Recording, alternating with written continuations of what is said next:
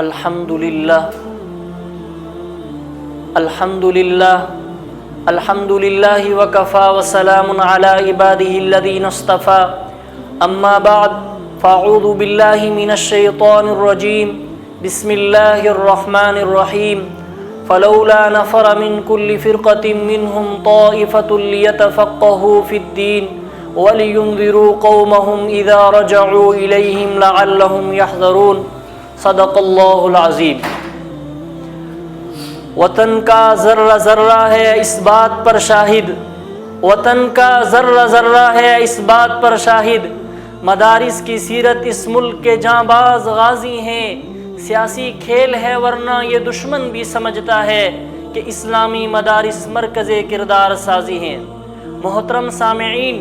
جب ہندوستان کی سرزمین پر انگریزوں کا ناپاک سایہ پڑا، پورے ملک میں فرنگیوں نے اپنا جال بچھایا، وہ اپنی شاطرانہ اور عیارانہ چالوں سے برسر اقتدار ہوئے، ملک کے ہر خطے پر ان کا تسلط ہوا۔ انہوں نے باشندگان وطن کے گلے میں محکومی و غلامی کا پھندا ڈالنا شروع کیا۔ ملک کی معصوم اور پاک باز خواتین فرنگیوں کی عیاشی اور عیش کوشی کا شکار ہونے لگیں، ان کی عفت و عصمت کی چادر ہی انگریزوں کی ہوس پرستی کا نشانہ بن گئی۔ انہوں نے ہندوستانیوں کے خون کو اپنے پسینوں سے بھی کمتر خیال کرنا شروع کر دیا، تو اس وقت ہر ہندوستانی کے دل میں ان کی سفاکی اور خون ریزی سے رہائی اور طوق غلامی سے نجات کا جذبہ پیدا ہوا۔ سرفروشی کی تمنا اب ہمارے دل میں ہے، دیکھنا ہے زور کتنا بازوئے قاتل میں ہے، لیکن وہ قوم جس سے انگریز حکمران کانپتے تھے، جس کی شجاعت و جواں مردی ضرب المثل بن چکی تھی، اللہ جزائے خیر دے ہندوستان کے دور اندیش اکابروں کو کہ جنہوں نے انگریزوں کے اس مذموم سازش کو بھانپ لیا، اس وبا کے مہلک جراثیم کو تاڑ لیا اور انگریزوں کے اس ناپاک خواب کو شرمندہ تعبیر ہونے سے روک دیا۔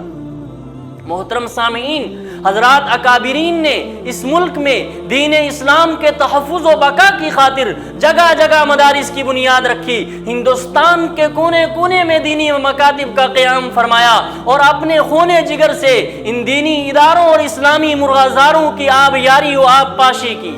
الحمدللہ ان بزرگوں کے لگائے ہوئے پودے آج طاقتور تناور درخت کی شکل اختیار کر چکے ہیں، اگرچہ بارہا فلک نے انہیں آنکھیں دکھائیں، گردش وقت نے جڑ سے اکھاڑ پھینکنے کی دھمکیاں دی، دشمنان اسلام نے دہشت گردی کا اڈا قرار دیا، گاؤں پرستوں نے غیر ملکی سرگرمیوں میں ملوث بتلایا، مگر ان مدارس کے جاں باز سپوتوں نے دنیا کے ہر چیلنج کا مقابلہ کیا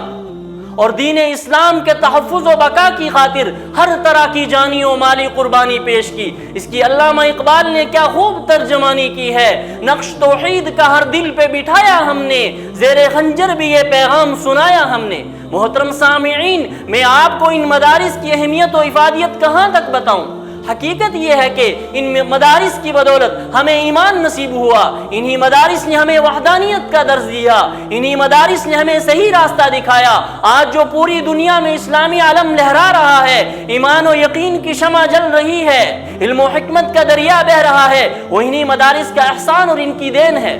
مدارس کی اہمیت کو سمجھو، مکاتب دینیہ کی افادیت کو محسوس کرو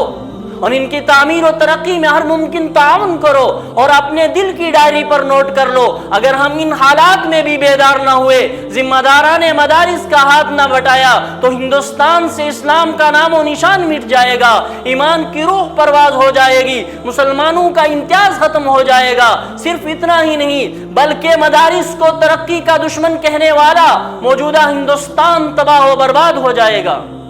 لہذا ضرورت ہے اس بات کی کہ ہم دین اسلام کے تحفظ و بقا کی خاطر ملک کے ہر خطے میں مدارس اسلامیہ کی شجرکاری کریں اور ان کی سرسبز و شادابی کی فکر کریں۔ اللہ تعالی ہم سب کو مدارس کی اہمیت و افادیت سمجھنے کی توفیق عطا فرمائے۔ وآخر دعوانا الحمدللہ رب العالمین۔